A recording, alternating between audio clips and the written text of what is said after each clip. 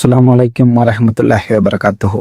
இஸ்லாத்தில் முக்கிய கடமைகளில் ஒன்றான தொழுகை. இறைவன் தொழுகை பற்றி கூறியது என்னவென்றால், ஒரு நாள் மூசா அலைஹிஸ்ஸலாம் அவர்களை தேடி ஒரு விபச்சார பெண் வந்தாள். அவள் விபச்சாரத்தால் பெற்ற குழந்தையை கொன்றுவிட்டேன் என்றாள்.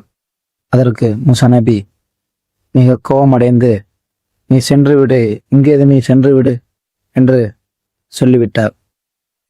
அதற்கு பிறகு மறுநாள் அதே விபச்சார பெண் மீண்டும் மூசா நபியை தேடி வந்தாள். அப்பொழுது, நான் பாவமன்னிப்பு தேடுகிறேன், நான் திருந்தி வாழப்போகிறேன் என மூசா நபியிடம் அவள் சொல்லும்போது, மூசா நபி திரும்பவும் கோபமடைந்து, சென்று விடு, நீ சென்று விடு என மூசா நபி கூறியிருந்தார்.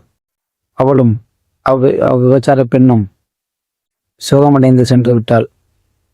அதற்கு பிறகு மூசா நபிக்கு இறைவனிடமிருந்து ஒரு வகை வந்தது.